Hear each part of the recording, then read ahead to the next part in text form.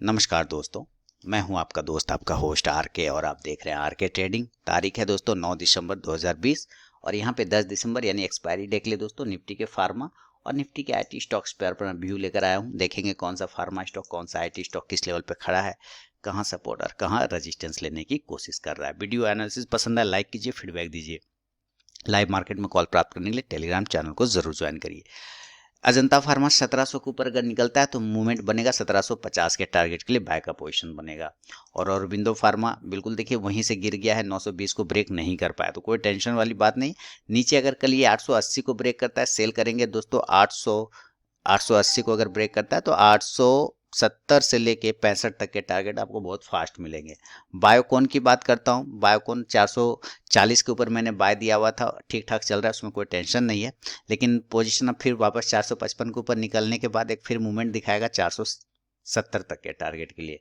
Cadila health care upside के ही movement है, कोई खराब नहीं है और बिल्कुल एक प्राइस चैनल में कैडला फंसा हुआ है।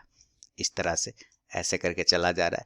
कैडला अगर 480 ब्रेक करता है दोस्तों तो 500 तक का टारगेट दिखा सकता है। सिप्ला 760 के ऊपर पॉजिटिव रहता है, 760 के नीचे नेगेटिव। क्लोजिंग आज 760 पर है तो याद रखिए कल अगर ये ब्रेक करता है 755 को सेल कर दीजिएगा 745 के टारगेट के लिए इंट्राडे में।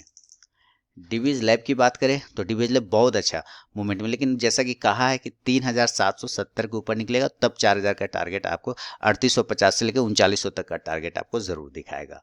डॉक्टर रेड्डी 5000 के ऊपर ऑलवेज पॉजिटिव। आप आज भी देखिए 5100 का हाई, मैं बार बार बोलता रहा कि 5000 के ऊपर निकलेगा 5100 का टारगेट देगा। 5100 का हाई एग्जैक्ट लगाया, अब नया पोजीशन बनेगा 5100 के ऊपर, टारगेट 5200 का होगा। ग्लेनमार्क फार्मा टारगेट डन है ना, ऊपर वाले सारे टारगेट डन हो गए। जो 500 के ऊपर बाय पोजीशन बनवाया था टारगेट डन हो गया। नया पोजीशन 550 के ऊपर बनाइएगा 575 से 600 के टारगेट के लिए।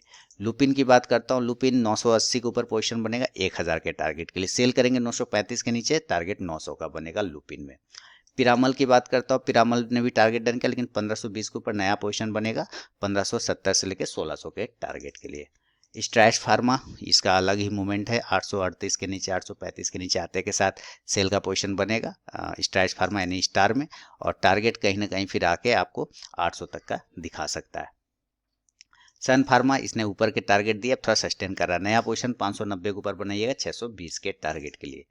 टोरेन फार्मा 2700 के ऊपर 2800 के टारगेट के लिए बाय का, सेल करेंगे 2650 के नीचे, टारगेट 2600 का।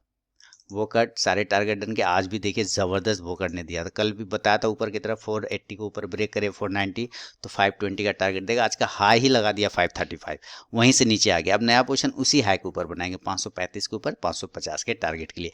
कल सेल करेंगे अगर ये 500 के नीचे आता है तो सेल करेंगे 490 से लेकर 480 के टारगेट के लिए वोकट में। तो दोस्तों ये था निफ्टी के फार्मा पे व्यू।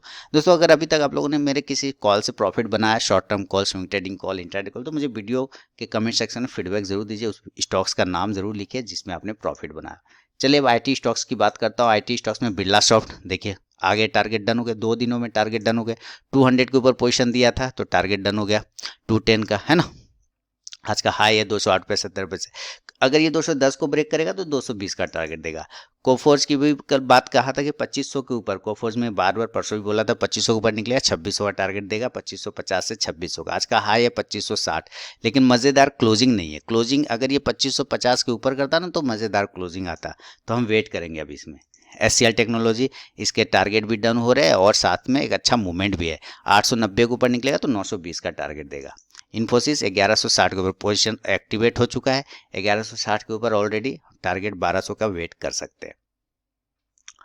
कल बताया था ना, हाँ कल ही तो बताया था, कल भी बताया था 1160 के ऊपर पोजीशन बनाने इन्फोसिस में।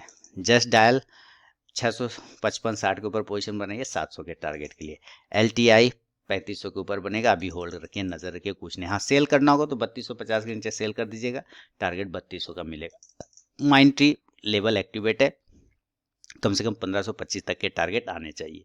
एम्फासिस लेवल इसका भी एक्टिवेट है।